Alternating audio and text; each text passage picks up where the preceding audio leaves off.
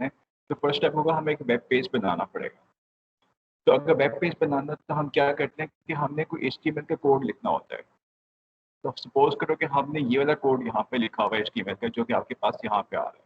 अच्छा, इस कोड का मतलब क्या है? सिंपल सा कोड है। इसके अंदर क्या है कि एचटीएमएल के टैग से स्टार्ट हो रहा है वेब पेज आपका, फिर उसके बाद एक हेड वाला पार्ट होगा, फिर एक बॉडी वाला पार्ट होगा इसका। हेड वाले पार्ट के अंदर हमने खाली टाइटल बता दिया इसका, कि ऊपर जो टाइटल लिखा हुआ आ रहा होगा वो होगा माई वेब सर्वर। और बॉडी के अंदर हम जो एक्चुअल टेक्स्ट प्रिंट करना है वो हमने यहाँ पे दिया हुआ है कि यहाँ पे आप ये फर्स्ट हेडिंग यानी कि मेन हेडिंग के तौर पर ये चीज़ प्रिंट कर दो, वेलकम टू वेब सर्वर। और उसके बाद बी आर का मतलब है कि आपने पैराग्राफ की ब्रेक देनी है। तो ब्रेक दे रहे हैं हम, 2 दफ़ा पैराग्राफ की ब्रेक दे रहे हैं, उसके बाद हम अपना यहाँ पे टेक्स्ट प्रिंट करना चाह रहे हैं। तो ये हमारे पास सिंपल सा वेब पेज है। तो अगर मैं इसको यहाँ पे कॉपी करके नोटपैड में सेव करूँगा, तो डायरेक्टली इसको ओपन करके चेक भी कर सकता हूँ कि वाक़ई मेरे पास वेब पेज सही काम कर रहा है कि नहीं कर रहा। अच्छा, उसके बाद देखिए वेब पेज की जो है इसकी ख़ास बात होती है कि इसका जो कोड होता है इसको हम स्क्वीज़ कर सकते हैं। मतलब इसके अंदर जो वाइट स्पेसिंग जो होती है, ये देना ज़रूरी नहीं है। तो अगर मैं इसको उठा के ऊपर ले जाऊँ तो फ़र्क नहीं पड़ता। तो चाहूँ तो मैं सारे का सारा कोड एक लाइन में लिख दूँ, तब भी फ़र्क नहीं पड़ता कि इसमें खाली वाइट स्पेस से इतना कोई इम्पोर्टेंस नहीं है इसकी। तो खाली ये क्लैरिफ़िकेशन के लिए इस तरह से दी हुई है, वरना उसके अंदर कोई प्रॉब्लम नहीं होता वाइट स्पेस। तो इस तरह से ये चीज़ यहाँ पे इस तरह से इसकी डिज़ाइन ऐसे दी है या आपकी लैंग्वेज कि इसमें वाइट स्पेस इतनी इम्पोर्टेंट नहीं है। तो इसको हम यहाँ पे इग्नोर कर सकते हैं। तो अगर सर आपको आपके सर आपकी आवाज स्लो स्लो आ रही है। जी, अब सही हुई आवाज? सर आवाज तो बेहतर है लेकिन उसमें डिस्टॉर्शन है सर, थोड़ी सी नॉइज या रुक रुक के जैसे आवाज आती है ना, इस तरह की है।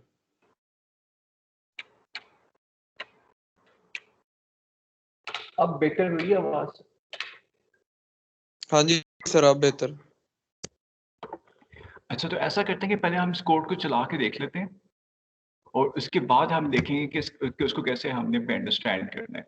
तो मैं यहाँ पे जाता हूँ, न्यू पे जाता हूँ।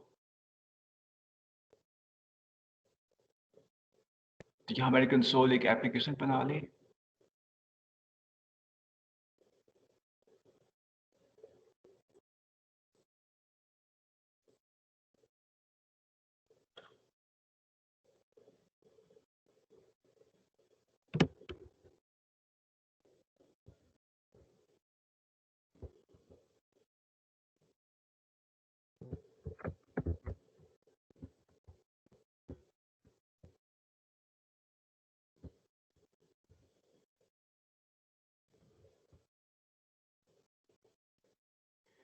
तो इसको मैं कंपाइल करके अब यहाँ पे रन कर दिया मैंने। अच्छा, मेरे पास अब लिखा हुआ है कि वेब सर्वर स्टार्टेड। उसका मतलब है अब ये क्या कह रहा है? बेसिकली वेब सर्वर का मतलब है कि आपने पोर्ट 80 के ऊपर एक सर्वर बनाना है, क्योंकि वेब सर्वर वेब पेजेस सारे पोर्ट 80 के साथ कनेक्ट कर रहे होते हैं। तो मैंने पोर्ट 80 के ऊपर एक सर्वर बना दिया यहाँ पे। तो मैं चेक करने के लिए क्या करता हूँ, यहाँ पे मैं अपना ही आईपी एड्रेस लिखता हूँ यहाँ पे और देखता हूँ कि ये कनेक्ट करता है कि नहीं करता। तो मैंने अपना आईपी एड्रेस लिखा यानी 127.0.0.1। तो देखो आपने हमें मुझे अपना वेब पेज सेंड कर दिया जो कि मैंने प्रोग्राम किया हुआ था। उसमें इसका कोड क्या है, इस कोड भी देख लेते हैं इस वेब पेज का। इसके सोर्स में जाता हूँ तो मेरे पास यहाँ पे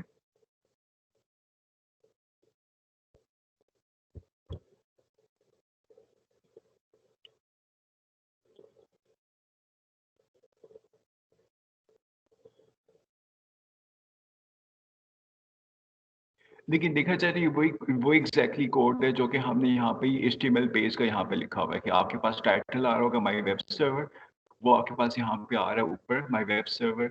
मेन आपके पास हेडिंग आ रही है यहाँ पे welcome to my web server, वो आपके पास मेन हेडिंग आ रही है। फिर आपके पास 2 पैराग्राफ्स ब्रेक्स आ रही हैं यहाँ पे।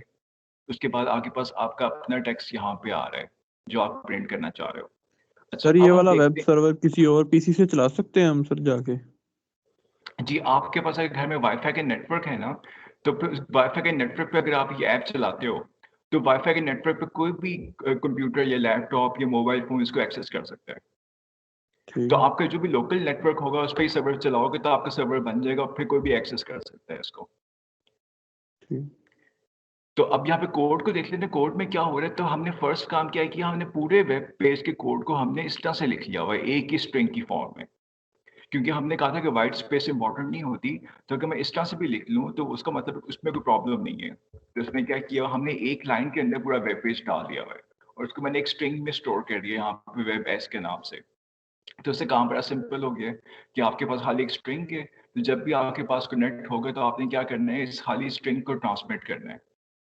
फिर हम नीचे आते हैं, इन्फिनिट लूप चल रहा है यहाँ पे। तो ये फर्स्ट लाइन क्या कर रही है, एक्सेप्ट कर रही है कनेक्शन को। तो जब तक कोई कनेक्शन नहीं आता आपके पास, इस लाइन पे जाके सर्वर सो जाएगा, तो स्लीप मोड में रहेगा जब तक इसके पास कोई नया इनकमिंग कनेक्शन नहीं आता।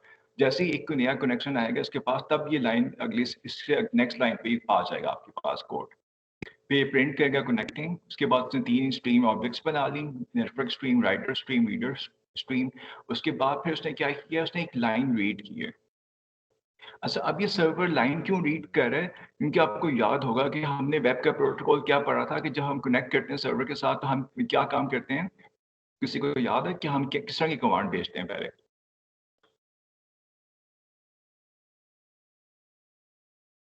कुछ गेट की कमांड लिख के भेजते हैं ना। तो आप देखो कि क्रोम ने क्या कमांड भेजी है यहाँ पे, तो आप देख सकते हो गेट स्लैश http/1.1 वो हमें यहाँ प्रिंट करवा दी यहाँ पे। तो जब हम क्रोम पे मैंने ये इसका यहाँ पे आईपी एड्रेस लेके एंटर दबाया तो उसने क्या कमांड भेजी मुझे यहाँ पे, गेट http/1.1। तो एग्जैक्टली आपने http का प्रोटोकॉल ये है कि आप स्टार्ट ही यहीं से करते हो, तो खाली स्लैश का मतलब है कि आप होम पेज मांग रहे हो। अगर स्लैश के बाद कुछ और लिखा होगा तो आपको एग्जैक्ट कोई फाइल मांग रहे हो, किसी और डायरेक्टरी में चीज पड़ी हो सकती है। तो अगर खाली स्लैश है नहीं कि आप उसके मेन होम पेज मांग रहे हो। तो हमने प्रिंट कर दी जो कमांड आपको रिसीव हुई है क्रोम से, आपको क्लाइंट से। और उसके बाद हमने क्या किया, हमने नेटवर्क स्ट्रीम के ऊपर वेब पेज सेंड कर दिया जो कि आपके पास स्ट्रिंग में पड़ा होता है यहाँ पे, और फिर इसको फ्लश कर दिया। अच्छा, अब जब देखो उसको तो ये ना बड़ा इनकम्प्लीट सा सर्वर है। इनकम्प्लीट सा सर्वर क्या है, इसमें देखो काफी सारी प्रॉब्लम्स हैं। पहली चीज ये कि हमने यहाँ कनेक्शन क्लोज नहीं किया, आप देख रहे हो यहाँ पे। तो उसका फर्स्ट प्रॉब्लम क्या है कि हमने यहाँ कनेक्शन क्लोज नहीं किया। तो उसका नुकसान क्या होता है कि आपके पास जब हम इस पेज को लोड करते हैं तो ये क्रोम क्या होता है, क्रोम का आइकन घूमता रहता है ऊपर वाला। मैं आपको दोबारा से करके दिखाता हूँ यहाँ पे। अगर मैं अपने सर्वर को यहाँ पे क्लोज करूँ और दोबारा से इसको रन करूँ, क्योंकि मैंने यहाँ क्लोज की कमांड नहीं दी हुई, तो अब जब मैं इसको रन करूंगा यहाँ पे तो देखना ये रोटेट करता रहेगा इसका आइकॉन। तो देखो ऊपर आइकॉन रोटेट कर रहा है, हालांकि लोड हो चुका है पेज आपका। ये ऐसा क्यों हो रहा है? क्योंकि वो एक्सपेक्ट कर रहा है कि मजीद डेटा अभी आ सकता है। तो क्योंकि मैंने यहाँ कनेक्शन क्लोज ही नहीं किया हुआ, तो क्लोज नहीं करूंगा तो ये क्या होगा, क्रोम आपका एंगेज रहेगा, वेट करता रहेगा और काफी देर के बाद स्टॉप करेगा। तो एक तो ये प्रॉब्लम है इस कोड के अंदर कि मुझे कनेक्शन क्लोज करना चाहिए एंड पे जाके। दूसरी प्रॉब्लम क्या है कि मैंने यहाँ पे क्या किया कि जब मेरे पास गेट की कमांड आती है सर्वर को, तो आपके पास कोई रिस्पॉन्स का फॉर्मेट होता है हमारे पास। याद है आप लोगों को रिस्पॉन्स का एक प्रॉपर फॉर्मेट आता है हमारे पास वापस, जो कि आपको याद होगा लास्ट फ्राइडे को हम ये चीज देख रहे थे कि आपके पास एक प्रॉपर फॉर्मेट आता है, रिटर्न जो रिस्पॉन्स आती है आपके पास उसका एक फॉर्मेट होता है। जैसे जैसे ये तो हमने क्लाइंट ने ये सेंड करना होता है इस तरह से कि गेट स्लैश कोई फाइल का नाम लिख के सेंड करते हैं क्लाइंट। लेकिन फिर सर सर्वर के जो पास उसका वो किसका, रिस्पॉन्स देता है इसमें जी जी बताता एग्जैक्टली है कि आपने एरर ठीक लिखा है, ये अगर ये गलत है तो इसमें एरर दिखाता है। जी जी इस तरह का एक सैंपल होता है हमारे पास जी कि सर। HTTP/1.0 पे आके लिखा होगा या 20 लिखा होगा या 404 होगा या कोई एरर कोड होगा, जो डेट यस सर। आएगी सर्वर का नाम आएगा। लेकिन हमने क्या किया है, हमने सारी चीजें स्किप कर दी यहाँ पे।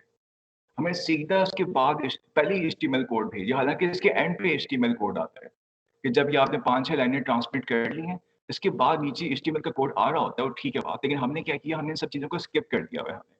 इसका मतलब है कि हम प्रॉपरली ये प्रोटोकॉल फॉलो नहीं कर रहे। जब हम ये प्रोटोकॉल प्रॉपरली फॉलो नहीं करेंगे तो नुकसान क्या होगा, अब सर्वर को पता ही नहीं है कि कंटेंट की लेंथ कितनी है, कितना वेट करे वो उसका, कितना कितने पैकेट्स आएंगे तो उसके बाद स्टॉप करे, क्योंकि हमें कंटेंट लेंथ पता ही नहीं है इसको। हमने इसको ये भी नहीं पता है कि इमेज सेंड हो रहा है कि HTML की फाइल सेंड हो रही है, वो तो उसने गैस किया कि HTML की फाइल ही होगी मोस्ट प्रॉब्ली। फिर हमने इसको ये भी नहीं बताया कि परसिस्टेंट है कि नॉन परसिस्टेंट है, क्योंकि यहाँ हमने क्लोज वाली कमांड भेजी नहीं है इसको, कनेक्शन क्लोज यहाँ पे जो लिखा हुआ है यहाँ पे, तो उसको नहीं पता कि परसिस्टेंट है कि नॉन परसिस्टेंट है। उसको हमारे ऑपरेटिंग सिस्टम के बारे में भी नहीं पता, उसको ये भी नहीं पता किस डेट टाइम पे हमने इसको ट्रांसमिट किया। तो उसमें बहुत सारे प्रॉब्लम्स हैं अभी सर्वर के अंदर। तो अभी ये बहुत बेसिक सा सर्वर है कि बस ये चल रहा है। तो अभी देखो मेरा कनेक्शन क्लोज नहीं हुआ, अभी तक ये रोटेट कर रहा है यहाँ पे। तो अब मैं क्या करता हूँ, स्केप का बटन प्रेस करता हूँ यहाँ पे ताकि स्टॉप कर दे। अब मैंने स्केप प्रेस किया तो अभी स्टॉप कर गया होगा। यानी कि अगर हम क्लोज नहीं करेंगे तो क्या होगा, आपका कनेक्शन ये एंगेज रहता है, तो ये क्रोम आपका वेट करता रहेगा कि आपके पास डेटा अभी आना है, आपका मजीद डेटा अभी सेंड होगा। तो ये यहाँ पे प्रॉब्लम है सबसे बड़ी कि आपके पास कनेक्शन क्लोज नहीं कर रहे, पूरा प्रॉपर हम प्रोटोकॉल फॉलो नहीं कर रहे यहाँ पे। तो हमने क्या किया, बहुत बेसिक सा, बहुत ही सिंपल सा एक सर्वर बना के लॉन्च कर दिया। तो ये कोई इतना अच्छा सर्वर नहीं है, इसमें बहुत सारी प्रॉब्लम्स हैं। दूसरी प्रॉब्लम क्या है इसके अंदर कि अगर क्लाइंट गेट के अलावा कोई और कमांड भेजे, यानी कि यहाँ पे क्या लिखा हुआ, अगर मैं कोई और फाइल मांगता हूँ इससे, तो उसको क्या करना चाहिए सर्वर को, अगर मैं सर्वर से कोई फाइल मांगता हूँ, गेट स्लैश मतलब मैं कहता हूँ कि my notes dot HTML file मांगता हूँ, तो सर्वर को आगे से क्या रिप्लाई करना चाहिए?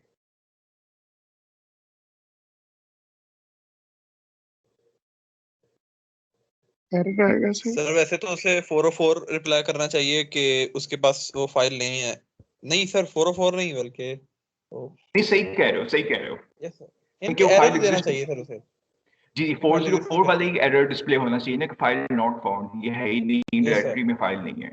लेकिन अभी देखो अभी क्या होता है, मैं कोई भी फाइल का नाम लिखता हूँ कि माई फाइल डॉट एचटीएमएल, अच्छा अब देखो कि इस सर्वर का एक डिफरेंट रिस्पॉन्स आएगा, हालांकि फाइल एग्जिस्ट ही नहीं करती सर्वर के ऊपर, लेकिन जब मैं एंटर प्रेस करूंगा तो उसने फिर भी मेरे पास वही पेज सेंड कर दिए। ये मैं क्यों कर रहा हूँ यहाँ, ऐसा क्यों हो रहा है? क्योंकि कोड के अंदर सर मैंने रीड ही नहीं। उसने सर एक्सपेक्ट यही किया कि आपने से HTML फाइल ही मांगी है, तो वो बस वही दिखा रहा है। जी जी, दूसरी बात है कि जब हमने यहाँ पे लिखा है stream reader dot read line पे टेम्प को हमने प्रोसेस करना था ना कि गेट के बाद कौन सी फाइल मांगी हुई है, तो उसके हिसाब से डिफरेंट चीजें सेंड करो। लेकिन हमने क्या किया हुआ, हमने फिक्स किया हुआ कि गेट रीड लाइन में जो मर्जी टेक्स्ट आ जाए, चाहे प्रोटोकॉल का हिस्सा हो या ना हो, हमने क्या करना है, हमने बस वेब पेज उठा के सेंड कर देना है। तो ये तो बहुत ही बुरी प्रोग्रामिंग है यहाँ पे, ये तो बिल्कुल भी एक्सेप्टेबल नहीं है कि अगर आपने गेट की जगह यहाँ पे सेट की कमांड आ रही होती, सपोज करो अभी तो यहाँ पे गेट लिखा हुआ है कि get slash my file dot HTML, तो अगर इसकी जगह सेट लिखा हुआ था जो कमांड ही नहीं है आपकी एचटीएमएल एचटीटीपी की, तो फिर तो उसको स्टॉप कर देना चाहिए। लेकिन ये फिर भी आपको वेब पेज सेंड कर देगा, क्योंकि हमारा सर्वर ही प्रोसेस ही नहीं कर रहा उसको, यूजर की इनपुट्स को, वो तो खाली इनपुट ले रहा है, खाली फॉर प्रोटोकॉल के सेक के तौर पे ले रहा है कि बस चलता रहे प्रोटोकॉल, लेकिन इसने प्रोसेस ही नहीं किया उसको, ना कोई उसने रिस्पॉन्स वेक्टर भेजा है, ना बस सीधा उठा के वेब पेज भेज दिया। तो आप देख सकते हो कि इसमें ढेर सारी प्रॉब्लम्स हैं, तो ये बहुत बेसिक सर्वर है, कोई इतना अच्छा सर्वर नहीं है यहाँ पे। तो देखो अभी तक ये कुछ ने एंगेज किया हुआ है इसको, तो हम क्या करते हैं कि अब हम जरा क्लोज करके देखते हैं कि अगर हम क्लोज की कमांड यहाँ पे ऐड कर दें तो क्या ये वेटिंग वाला काम इसका स्टॉप होता है कि नहीं होता। तो एक हम ये यहाँ पे एक्सपेरिमेंट करके देखते हैं कि अगर हम क्लोज करें यहाँ पे कनेक्शन को यहाँ पे प्रॉपरली,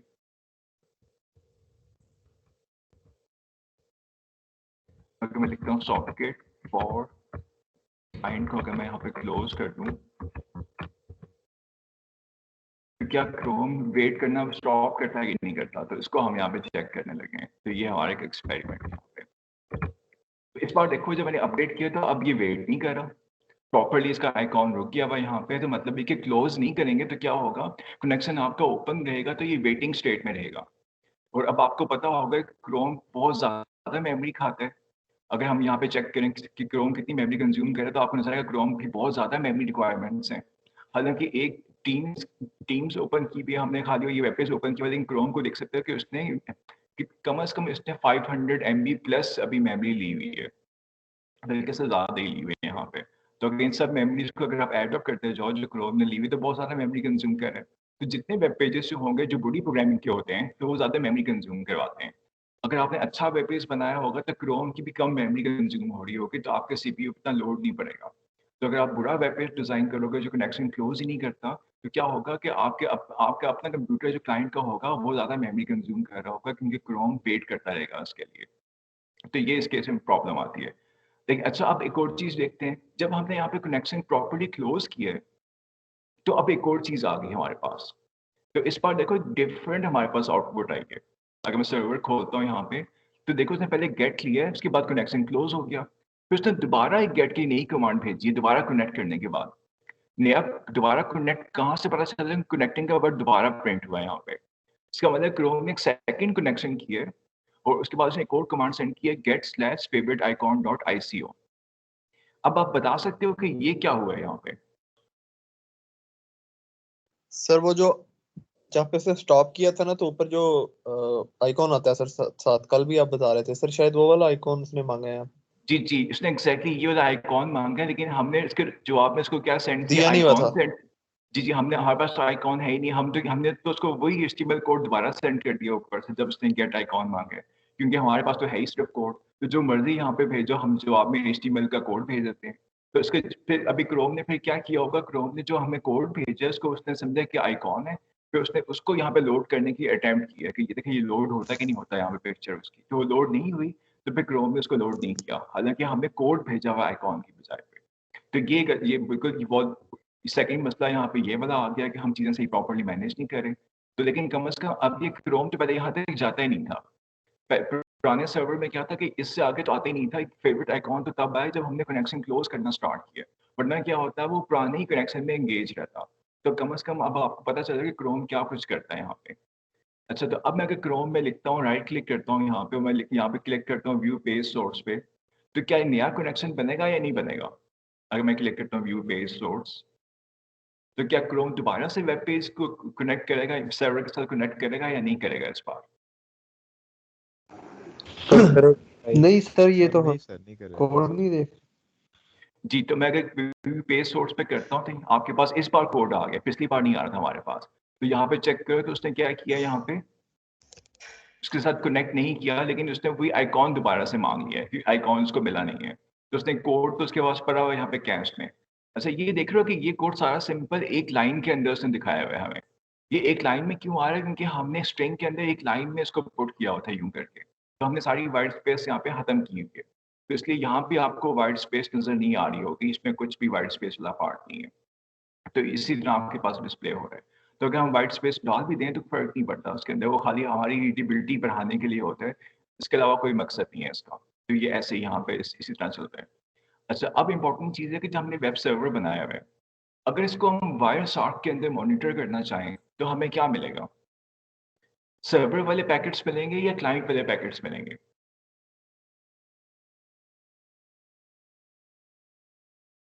तो अगर मैं वायर शार्क ओपन कर लूँ और इसको मैं रन करूँ, तो मुझे किस किस साइड के पैकेट्स मिलेंगे, सर्वर के या क्लाइंट के या दोनों के? सर सर्वर साइड के दोनों का भी सर्वर के भी मिलेंगे और क्लाइंट के भी मिलेंगे, क्योंकि दोनों चीजें हम इसी कंप्यूटर पे रन कर रहे हैं, तो आपको तो इस सर केस में बस दोनों वाले पैकेट्स डेस्टिनेशन मिलेंगे। एड्रेस चेंज होगा बस। जी जी, दोनों में सेम आईपी एड्रेस आ रहा होगा कि वो भी सेम आईपी से सेम आईपी को कनेक्ट कर रहे हो, तो आपको दोनों चीजें सेम मिल रही होंगी इस केस में। तो ये अब हमारी प्रीलिमिनरी थ्योरी है अभी, कि हमारा ख्याल है कि दोनों सोर्स और डेस्टिनेशन का आईपी सेम है, तो दोनों सेम होने चाहिए, और आपके पास डबल पैकेट्स आ रहे होंगे, सर्वर साइड के भी और क्लाइंट साइड के भी। तो हम ऐसा करते हैं, इसको वेरीफाई करते हैं, मैं लिखता हूँ यहाँ पे HTTP का फिल्टर अप्लाई करता हूँ ऊपर, तो मुझे अभी खाली HTTP के यहाँ पे कनेक्शंस दिखाएगा। अब मैं यहाँ पे जाकर यहाँ पे दोबारा से लोड करता हूँ उसको 127.0.0.1 को, तो मेरे पास यहाँ पे आ गया, और अब मैं इसको यहाँ पे स्टॉप कर देता हूँ।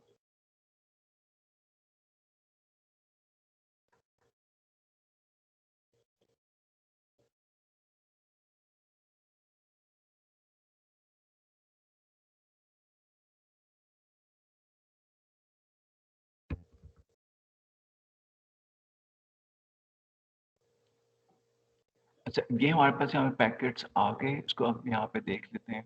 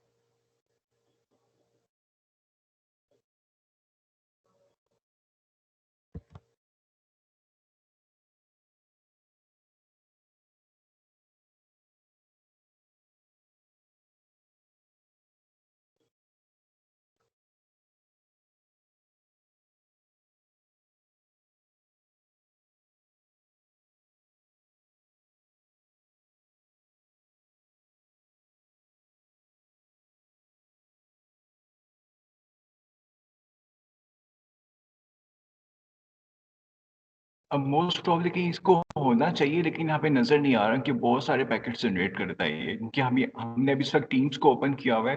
टीम्स क्या कह रहा है कि बार-बार यूडीपी के पैकेट सेंड करता जा रहा है, तो इसके अंदर फिर बहुत ज़्यादा डेटा इस वक़्त जनरेट हो रहा है, तो इसलिए इसको ढूँढना थोड़ा मुश्किल हो गया हुआ है कि हमारे वेब पेज का पैकेट कहाँ है।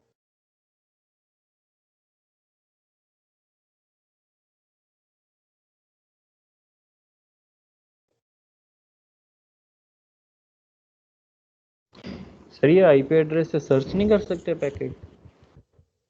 नहीं, इसके लिए सर्च की कमांड उस तरह की नहीं है, बहुत ही एक डर्टी सा डेटाबेस बन रहा है यहाँ पे, कोई अच्छा क्लीन डेटाबेस बन नहीं रहा।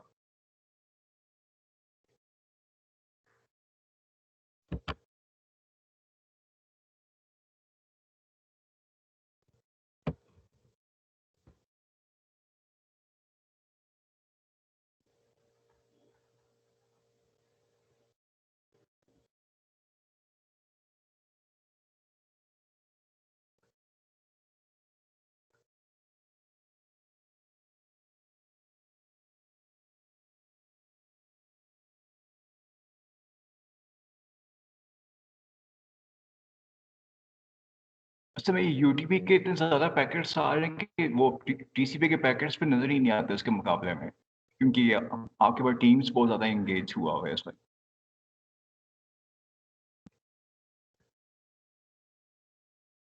सर आप लेक्चर के बाद एक दफ़ा स्क्रीनशॉट लेके हमें सेंड कर दीजिएगा तो हम उसको देख लेंगे। चलिए, जिस तरह हमने कल एक वेब पेज को देखा था ना, आपको याद होगा कल हमने वेब पेज को देखा था, वो कोई एग्जैक्टली वैसी चीज़ें आपके पास आएंगी, इसके अलावा कुछ भी नहीं है इसके अंदर डिफरेंट। तो जिस तरह कल आपने वेब पेज को मॉनिटर किया था जो आईएसटी का था, बिल्कुल वही चीज़ है यहाँ पे, कोई फ़र्क नहीं होगा, वो आपके पास यहाँ पे आ जाया करेगा। जिस तरह सारी गेट की कमांड यहाँ पे आ रही होंगी, तो वैसे ही आपके पास यहाँ पे पैकेट्स आप लोकेट कर लोगे, तो वो इतना मुश्किल इम्पॉसिबल चीज़ नहीं, आराम से आप कर सकते हैं इसके अंदर लोकेट। अच्छा, इसके अलावा हम यहाँ पे एक और चीज़ देख लेते हैं कि यहाँ पे हम देख रहे हैं कि टीम्स के सारे पैकेट्स यहाँ पे नज़र आ रहे हैं आपको। तो अगर मैं यहाँ पे एक पैकेट अगर मैं ओपन करूँ यहाँ पे एक, अच्छा अब मुझे पता है कि मेरा जो आईपी एड्रेस है .60 है। तो इसका मतलब कि ये जो पैकेट है, ये कौन-सा वाला पैकेट होगा कि जो मैं ब्रॉडकास्ट कर रहा हूँ या मुझे जो ब्रॉडकास्ट मिल रही है टीम्स की तरफ से। तो अगर मैं इस पैकेट को ओपन करूँ, तो किस टाइप का पैकेट होना चाहिए? ब्रॉडकास्ट कह रहे हैं जो सर वो वाला। जी, जो मेरे से जो ब्रॉडकास्ट हो रहा है ये वो वाला पैकेट है कि यहाँ पे आउटगोइंग मेरा आईपी एड्रेस नहीं है, बल्कि इनकमिंग मेरा वो सॉरी सोर्स में मेरा आईपी एड्रेस है यहाँ पे।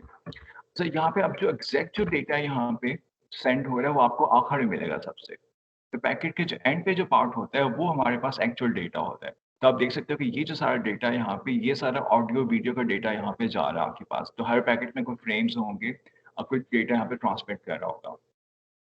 अच्छा, फिर हम देखते हैं कि इसको हमने टीसीपी में किया होगा, यूडीपी में किया होगा। तो आप देख सकते हो ये यूडीपी में चल रहा है आपके पास।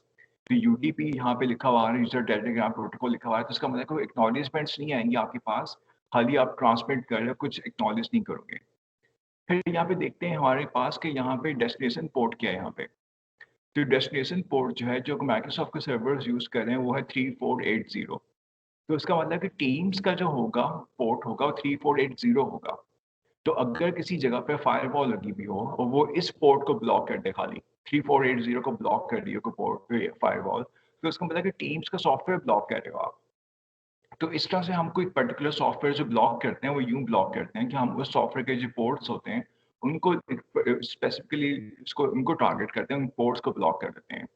तो ये इस तरह से ब्लॉकिंग हो रही होती है। फिर हम आईपी के ऊपर देख लेते हैं यहाँ पे।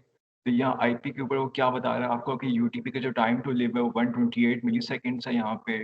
और फिर यहाँ पे कह रहे हैं कि source of Jio IP, Jio location इसको नहीं पता, ना उसकी डेस्टिनेशन लोकेशन का पता है यहाँ पे, खाली उसको आईपी एड्रेसेस पता है यहाँ पे।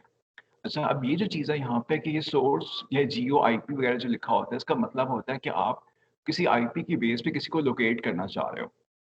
इसका मतलब है कि मैं चाहता हूँ कि किसी आईपी एड्रेस से लोकेट करूँ कि एक्चुअली फिजिकली ये चीज़ कहाँ पड़ी हुई है। तो उसके लिए एक प्रोटोकॉल होता है हमारे पास, उसका नाम होता है ट्रेस रूट। तो अगर हम यहाँ पे एक ट्रेस रूट, एक अगर हम वेबसाइट अगर यहाँ पे ओपन कर लें, तो बेसिकली इसी प्रोटोकॉल को इम्प्लीमेंट करती है यहाँ पे। तो यहाँ पे मैं लिखता हूँ आईपी ट्रेस रूट। तो यहाँ पे मैंने क्या करना है, यहाँ पे मैंने उस आईपी एड्रेस को यहाँ पे लिख देना है।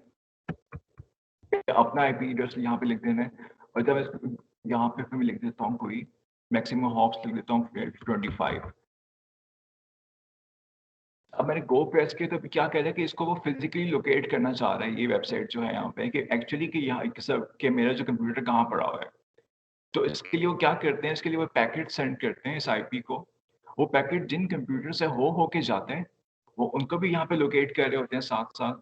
तो फिर वो देखते हैं कि उन जो नोन सर्वर्स हैं उनकी लोकेशन हमें पता होती है, और कुछ जो अननोन होते हैं उनकी नहीं पता होती। तो इस तरह से करके आखिर में आपके पास पूरा रूट सा बन जाता है। तो अब देखो यहाँ पे क्या बता रहा है, ये बता रहा है कि हमारे पास डिफरेंट यहाँ पे, अच्छा यहाँ पे वो कह रहा है कि फर्स्ट हॉप के इस सर्वर के पास किया है हमारा न्यू स्टार, उसके बाद सेकंड हॉप भी उसी के सर्वर के पास किया। थर्ड के अंदर क्या हुआ है कि थर्ड जो आपके पास सर्वर था उसने लोकेशन को ब्लॉक कर दिया है कि आप उसको लोकेट ना कर सको। तो उसने क्या किया, उसने ट्रेस रूट के प्रोटोकॉल को ब्लॉक किया हुआ है यहाँ पे। तो इसलिए हम क्या क्या नहीं कर सकते कि हम उसको लोकेट नहीं कर सकते हम इस कंप्यूटर को जो कि आईएसटी में पड़ा हुआ है, क्योंकि यहाँ पे बाय फायरवॉल्स लगी हुई है कि वो इस तरह की लोकेशन लोकलाइज करने को अलाउ नहीं कर रहे हैं यहाँ पे। तो इसलिए आप देख सकते हो कि आपके पास यहाँ पे भी जियो आईपी की जगह पे कुछ लिखा हुआ नहीं आ रहा कि जियो लोकेशन क्या है यहाँ पे, हमें नहीं पता, क्योंकि जब यहाँ पे कुछ सर्वर्स ऐसे हैं जो कि इन चीज़ों को ब्लॉक कर देते हैं। अगर इसके कंट्रास्ट में अगर मैं यहाँ पे google.com अगर लिखता हूँ यहाँ पे,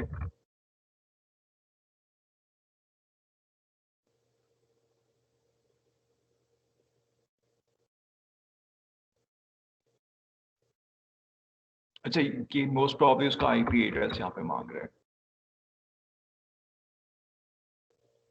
तो अगर आप किसी किसी किसी ऐसे सर्वर का नाम लिखोगे जो कि ब्लॉकिंग नहीं कर रहा है इस प्रोटोकॉल की, तो उसका आपको फिजिकल यहाँ पे लोकेट करके दिखा देगा आपको। तो इस तरह से ही प्रोटोकॉल काम करता है। तो इसको हम मज़ीद आगे वाले चैप्टर्स में जाके दोबारा देखेंगे, तो अभी हम वैसे इसको टच करें यहाँ पे। अच्छा, अगर हम इस सर्वर को मॉडिफाई करना चाहें, अगर हम चाहते हैं कि यहाँ पे welcome to my web server की बजाय कुछ और लिखा हुआ है करे, तो अब यहाँ पे बड़ा प्रॉब्लम है इसका कि अब अगर हमें कोई चीज़ मॉडिफाई करनी भी हो तो आपको क्या करना पड़ेगा, आपको इस कोड के अंदर जाके ये स्ट्रिंग मॉडिफाई करना पड़ेगा। तो इसमें क्या है कि इसमें बहुत ज़्यादा प्रॉब्लम है कि आप उसको हम स्ट्रिंग को हटा एडिट तो नहीं कर सकते। तो इसके लिए फिर हम क्या नेक्स्ट वर्जन के अंदर हम क्या करेंगे, हम चाहते हैं कि एक फोल्डर हो उसके अंदर हमने सारी फाइलें बना के प्लेस कर दी हुई हों।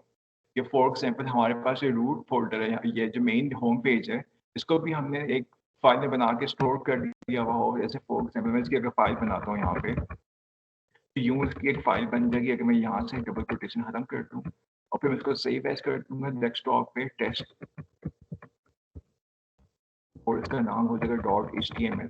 तो मैं चाहता हूँ सारी की सारी फाइल्स मेरी बनी हुई पड़ी हुई हों डेस्कटॉप के ऊपर, और सर्वर क्या कर रहा हो कि खाली इन फाइल्स को ओपन करके ट्रांसमिट किया करें।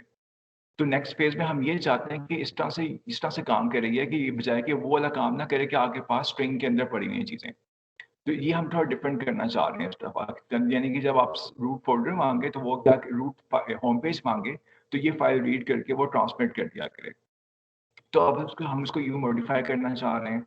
फिर हम क्या मॉडिफाई करना चाहते हैं सर्वर के अंदर, हम चाहते हैं कि इसकी कमांड को यहाँ पे प्रोसेस करे, टेम्प के बाद उसको रीड करे कि टेम्प में गेट के बाद लिखा क्या हुआ है, गेट की कमांड है भी या नहीं है। अगर नहीं है तो इसको फिर वो चेंज कर, नहीं है तो फिर अकॉर्डिंगली एक्ट करे इसके ऊपर। अगर है तो फाइल का नाम लोकेट करे, फिर उसी फाइल को हार्ड डिस्क से रीड करे, फिर सेंड करें इनको। तो यूँ हमने यहाँ पे करना होगा। सेकंड काम क्या है, हमने हाइपर लिंक्स ऐड करने हैं वेब पेज के अंदर। हम चाहते हैं इसके अंदर लिंक्स भी हम ऐड करें यहाँ पे, कि अगर एक लिंक पे क्लिक करें तो अगला लिंक आपके पास अगला वेब पेज ओपन हो जाया करे। अच्छा, लिंक का मतलब क्या होता है कि फॉर एग्जांपल अगर मैं यहाँ पे, जैसे ये आपके पास यहाँ पे लिंक बना हुआ आ रहा है, जैसे लिखा हुआ आ रहा है लुकिंग ग्लास। तो अब लिंक बनाने के लिए हमें कोड में क्या करना पड़ता है, उसका बड़ा आसान तरीका है। जब भी आपने चीज़ सीखनी हो इस तरह की, तो हम क्या कर सकते हैं, यहाँ पे जाके आप इंस्पेक्ट में चले जाओ या पेज सोर्स में चले जाओ, तो यहाँ पे आपको उसका अकॉर्डिंगली कोड मिल जाता है। तो आप देख सकते हैं कि लुकिंग ग्लास का लिंक कैसे बनाया हुआ है उसने। यहाँ पे आपने खाली ये वाला टैग यूज करना है कि ए आगे लिखा हुआ है space H reference is equal to, यहाँ पे कोई एक और सेकंड पेज का लिंक होगा, यहाँ पे आगे उसका टेक्स्ट होगा और आगे आपके पास वो क्लोज हो रहा होगा। तो सपोज करो कि मैंने एक लिंक ऐड करना है इसके अंदर, तो मैं फिर क्या करूंगा यहाँ पे, तो मैं इसी तरह यहाँ पे उसको, तो इसको नोटपैड में दोबारा ओपन कर लेता हूँ। यहाँ पे मैं अपनी फाइल को ओपन कर लिया यहाँ पे। अच्छा, अब मैं चाहता हूँ कि मेरे पास एक बॉटम में एक हाइपर लिंक भी आ रहा हो। तो अभी आपने देखा इसका फॉर्मेट क्या है यहाँ पे, तो हम इसका यही फॉर्मेट यहाँ पे कॉपी कर लेते हैं। हम कहते हैं कि ए, मैं लिखता हूँ हाइपर लिंक का रेफरेंस इज इक्वल टू, यहाँ पे मैं इसका रेफरेंस यहाँ पे दे दूंगा यहाँ पे। फिर मैं आगे लिख दूंगा कि मैंने टेक्स्ट क्या प्रिंट करना था, मैं लिखता हूँ कि माई लिंक हियर, और उसके बाद मैं यहाँ पे उस टैग को क्लोज कर दिया करूँगा। अच्छा, यहाँ पे मैं किस तरह का यहाँ पे मैं एक लिंक दे सकता हूँ, तो मैं ऐसा करता हूँ कि इसी फाइल की मैं एक और कॉपी बना लेता हूँ, उसका मैं नाम रख लेता हूँ test2 के नाम से। तो test2.html को ओपन कर दिया करे, तो ये मैंने यहाँ पे इसको अपडेट कर दिया है। अब मैं इसको सेव एज कर देता हूँ, test2 के तौर पे भी सेम पेज लिख देता हूँ यहाँ पे, और फिर इसमें से मैं हाइपर लिंक वाला पार्ट निकाल देता हूँ, और यहाँ पे मैं इसका मैसेज भी चेंज कर देता हूँ यहाँ पे। तो माई सेकेंड पेज। अब मैं जरा इस पेज को यहाँ पे ओपन करता हूँ, जो मेन मेरा यहाँ पे पेज था। अगर मैं इसको ओपन करूँ यहाँ पे, तो देखो मेरे पास यहाँ पे हाइपर लिंक आ गया हुआ है, यानी आप इसके ऊपर अगर मैं कर्सर रखता हूँ तो ये चेंज हो जाता है। अगर मैं इसको क्लिक करूँगा तो ये क्या करेगा, इसने मेरा सेकंड पेज ओपन कर दिया। तो इस तरह से हम यहाँ पे हाइपर लिंक्स ऐड कर रहे होते हैं, दोनों वेब पेजेस को लिंक कर रहे होते हैं इस तरह से। तो ये बैक फॉरवर्ड हर तरह के हम लिंक्स यहाँ पे ऐड कर सकते हैं। इसी तरह अगर आपने कोई इमेज फाइल ऐड करनी हो तो हम क्या करेंगे, हम कोई भी वेब पेज जो हमने ओपन किया हो, इसमें देख लो कि ये वाला इमेज कैसे ऐड हुआ हुआ है। तो बड़ा आसान सा तरीका, यहाँ पे राइट क्लिक करो, इसको यहाँ पे जाओ, यहाँ पे इंस्पेक्ट कर लो, और यहाँ इस पार्ट का कोड निकालो।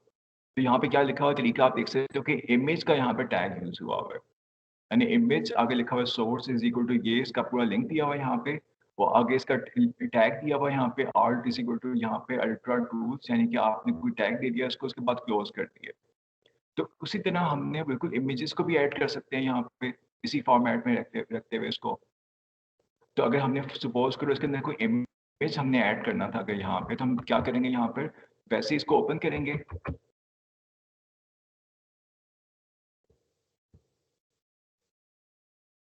तो अब सपोज करो कि मैं चाहता हूँ यहाँ पे एक इमेज को ऐड करो। अब मैंने क्या करना है, मैंने एक इमेज का यहाँ पे बना देना है, यहाँ पे इसका टैग बना देना है, image source is equal to, यहाँ पे मैं कोई लिंक दे दूंगा इसका, वो आगे मैं लिखता हूँ, इसका कोई टैग असाइन कर देता हूँ इसको माई इमेज, और उसके बाद मैं इसको यहाँ पे क्लोज कर देता हूँ। अच्छा, यहाँ पे चीज होती है कि अगर आप जब ये स्टार्टिंग वाला टैग बनाते हैं यहाँ पे, अगर इसके अंदर आप सारी इंफॉर्मेशन दे दें, जिस तरह हमने यहाँ पे इसके अंदर ही सब कुछ बता दिया हुआ है, तो फिर इसको क्लोज करने की जरूरत नहीं होती। अब चूंकि मैंने सब कुछ इसके अंदर ही लिख दिया हुआ यहाँ पे, तो मेरे लिए ऑप्शनल है कि मैं क्लोज करूँ या ना करूँ, क्योंकि मैंने इसके दरमियान में कुछ लिखना नहीं है।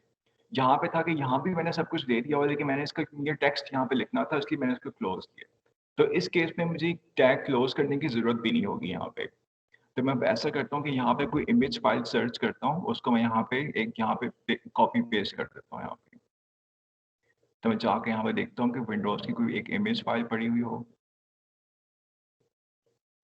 या बल्कि यही वाली इमेज फाइल को एक डाउनलोड कर लेता हूँ यहाँ पे।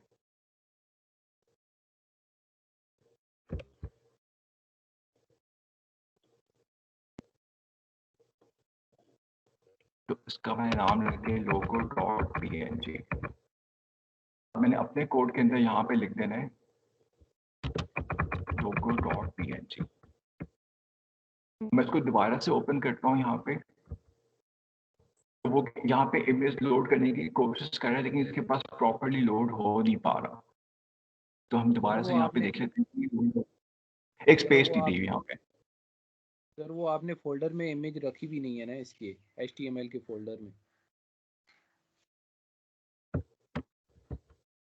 एक दफा मैं दोबारा ट्राई करता हूँ यहाँ पे। सर ये HTML का जो फोल्डर है ना, उसमें अगर आप इमेज रखेंगे तो तब लोड होगी, नहीं तो नहीं होगी। सही ठीक कह रहे हो। तो इसी तरह आपने इसका प्रॉपर एक लिंक देना है, तो हम चाहते हैं कि उसी फोल्डर में आपके पास वो लिंक आ रहा हो। तो एक सर ये जो आपने कोड से नोटबुक वाले बनाए हैं, अलग फाइल्स बनाई हैं, और उसमें जाके आप चेंज करते हैं, तो कैसे चेंज हो जाता है विजुअल स्टूडियो का कोड ऑटोमेटिकली?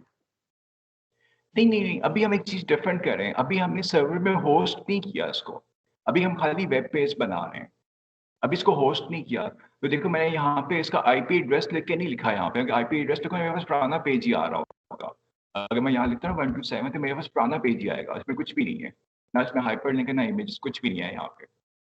ये क्यों ऐसा हो रहा है कि कोड में तो मैंने उसको अपडेट ही नहीं किया हुआ, ये तो खाली लोकल एक वेब पेज बन रहा है यहाँ पे, तो वो मेरे पास यहाँ पे अपडेट होता जा रहा है। तो ठीक ये है यहाँ पे डिफरेंस है। तो अभी जो नेक्स्ट वर्जन हम सर्वर का बनाएंगे ना, उसके अंदर हम ये करेंगे कि हम जो लोकल फाइल्स पड़ी हुई होंगी उसके अकॉर्डिंगली वो खुद से हर चीज लोड करे, हमें ये स्ट्रिंग्स ना बनाने पड़े, ऐसे स्ट्रिंग बना के हमने यहाँ पर रखा हुआ है। तो इसको लेमिनेट करने के लिए हम ये नई चीज कर रहे हैं कि हमारे पास पूरे वेब पेज की फाइल्स पड़ी हुई हों, उसके बाद वो एक एक करके जो फाइल रिक्वेस्ट हो वो फाइल वहां से खुद से लोड करे और ट्रांसमिट कर दिया करे क्लाइंट को, तो क्लाइंट के पास सारी फाइल्स आ जाया करेंगी। तो इस बार जो नेक्स्ट जो हम वेब सर्वर बनाएंगे उसको हम यूँ मॉडिफाई करके बनाएंगे कि आपके पास कोई इस तरह का काम ना हो कि आपने हर चीज स्ट्रिंग्स में डाली हुई है यहाँ पे। तो ये मॉडिफिकेशन हमने करनी है बेसिकली। तो उसके लिए हम यहाँ पे ग्राउंड बना रहे हैं कि इसके अंदर काफी सारे प्रॉब्लम्स हैं इस सर्वर के अंदर, तो उसको ठीक करने के लिए हम सब कुछ कर रहे हैं। जी क्लियर हो रहा है आप लोगों को थोड़ा बहुत ये? सर सर जी जी ये HTML तो फ्रंट एंड लैंग्वेज है ना, तो सर ये आपने जो लास्ट में लिखा है फॉर, ये आपने कौन सी लैंग्वेज में लिखा है? यानी कि ये तो आप बैक एंड लिख रहे हैं ना, तो ये कौन कौन सी से लैंग्वेज अब सर ये जो? ये अच्छा नहीं नहीं, देखो दो डिफरेंट चीजें होती हैं, एक होता है कि वेब पेज बनाना, एक होता है वेब पेज होस्ट करना। जैसे सपोज करो यस सर। कि अगर मैंने, जैसे आपने एक वेब पेज डिजाइन कर लिया, जब आपने वेब पेज डिजाइन किया तो आपका वेब पेज आपके कंप्यूटर पे पड़ा हुआ है अभी, या आपके पीसी में पड़ा हुआ है, तो अभी कोई दुनिया में कोई इसको एक्सेस नहीं कर सकता, किसी नेटवर्क पे कोई इसको एक्सेस नहीं कर सकता। क्यों? क्योंकि आपका जो कंप्यूटर है वो अभी एक सर्वर नहीं है, तो अभी सर्वर नहीं बना हुआ यस ये, सर। और सर्वर्स को हम बनाते भी नहीं है, हम तो डेडिकेटेड सर्वर्स पे इसको अपलोड करते हैं, तो वो सर्वर्स पे इसको होस्ट कर रहे होते हैं। तो ये होता है, लेकिन हमने यहाँ पे कोड में क्या किया है, हमने कहा कि वेब पेज हमने बना लिया, ठीक है, हम कह रहे हैं कि हम अपनी आईपी एड्रेस के ऊपर इसको होस्ट भी कर रहे हैं। तो इसको ना ये बैक एंड का कोड ठीक नहीं है सर। कहोगे आप, इसको आप कहोगे कि ये सर्वर को होस्ट करने का कोड है। बैकएंड का कोड तो ठीक होता है है सर। डायनेमिक पेजेस के अंदर। तो डायनेमिक ठीक है। पेजेस हम बनाएंगे अभी, अब वो डायनेमिक पेजेस भी हम बनाएंगे, बिल्कुल बनाएंगे। उसमें क्या होगा, हम यूजर से इनपुट मांग रहे होंगे, यानी कि आपके पास पेज होगा, उसमें लिखा होगा कि आप अपनी एज लिखो, अपने को इन्फॉर्मेशन लिखो, तो वो नेक्स्ट पेज के ऊपर लेके जाएगा जहाँ पे वो कुछ कैलकुलेशंस करके बता रहा होगा आपको। तो उसको हम कहेंगे सर्वर का बैकएंड कोड, जो कि आपको वेब पेज क्लाइंट की तरफ नहीं मिलेगा, आपको वो छुपा हुआ कोड होगा। यानी कि मैं एक वेब पेज बनाता हूँ कि आप मुझे अपना ग्रेड बताओ सारे सब्जेक्ट्स में, यहाँ पे ग्रेड्स एंटर करें हर टेक्स्ट बॉक्स के अंदर, और फिर अपलोड यहाँ पे क्लिक करो यहाँ पे। तो उसके बाद क्या करेगा, एक और सेकंड पेज आ जाएगा आपके पास, उस पर लिखा होगा कि your GPA is this 3 point जो भी बनता है आपके पास एक्स वाई। तो इसको हम कहेंगे बैक एंड का कोड, जब हम ये वाला काम कर रहे होंगे। तो अभी बैक एंड का कोड नहीं कह सकते इसको। ठीक है सर। चलें इन अनकरीब होपफुली किसी लैब में हम ये कर रहे होंगे बैक एंड वाला कोड भी, क्योंकि आप लोग जो प्रोजेक्ट्स बनाओगे नेटवर्क्स के, उसके अंदर तो आपने बैक एंड का कोड ही यूज करना होगा। तो सही कह रहे हो बात। तो जो आपके जो एंड असाइनमेंट्स या प्रोजेक्ट्स होंगे, तो हम इस तरह के वेब पेजेस ही होस्ट कर रहे होंगे, तो उसमें बैक एंड का कोड तो खुद बना रहे होगे आप।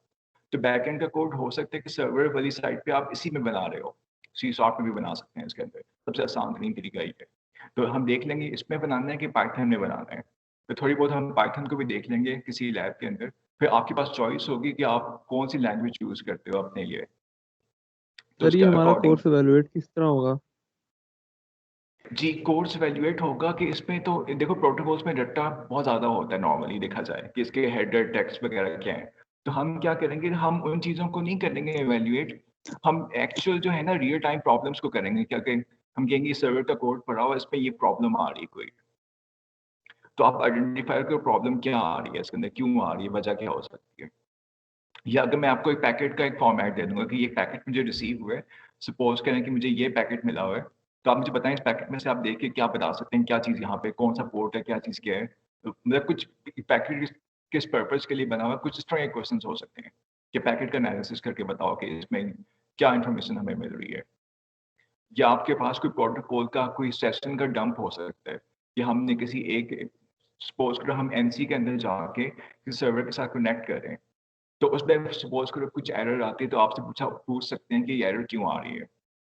तो उसके अलावा आपके पास टाइमिंग के क्वेश्चंस आ सकते हैं कि इस तरह का नेटवर्क है यहाँ पे, तो बताएं कितने डिलेज आएंगे इसके अंदर, क्योंकि डिलेज पे ही हमने काम करना होता है नेटवर्क्स के अंदर। तो हमारी मेन चीज़ ही डिलेज कम से कम करना है कि फास्टर से फास्टर नेटवर्क आपका चल रहा हो। तो इस तरह के क्वेश्चंस आए होंगे आपके पास, तो थ्योरेटिकल क्वेश्चंस तो कोई नहीं सर होंगे इसमें मोस्ट एरर करेक्शन तो नहीं करनी होगी ना, एरर क्योंकि वो करेक्शन तो मतलब क्यों? अच्छा, पैरिटी कोड्स की बात कर रहे हो? यस सर, क्योंकि वो तो प्रैक्टिकली करके पता चलता है ना कि सही कौन सा चल रहा है, ज्यादा अप्रोच है उस वक्त पे नहीं आ सकती। फिलहाल तो अभी तो मिड टर्म में तो कोई है ही नहीं ना स्ट्रॉन्ग टॉपिक पैरिटी वाला। ये सिर्फ आता है डेटा लिंक लेयर के ऊपर कि जब इथरनेट को हम देख रहे होंगे तब कुछ पैरिटी का चांस बनता है, लेकिन वो मेरा नहीं ख्याल कोई वो बहुत लंबा प्रोसेस होता है एक्चुअली करने के लिए, तो एग्जाम में इतना टाइम नहीं होता वो कर सके हम, तो मोस्ट प्रॉब्ली वो चीज़ तो नहीं आएगी।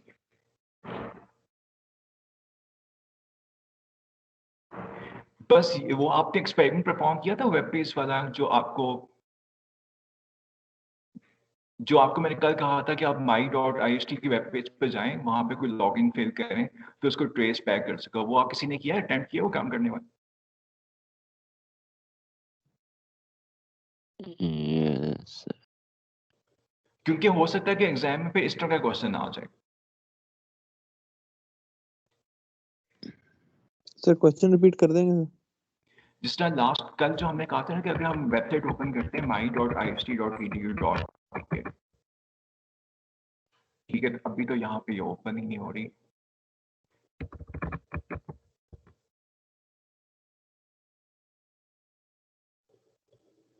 हाँ, तो इसमें है क्या, इसमें हम ये कह रहे हैं कि अगर सपोज करो मैं ये वेबसाइट ओपन करता हूँ my.ist.edu.pk, उसके बाद मैं कोई यूजर नेम को पासवर्ड लिख देता हूँ यहाँ पे।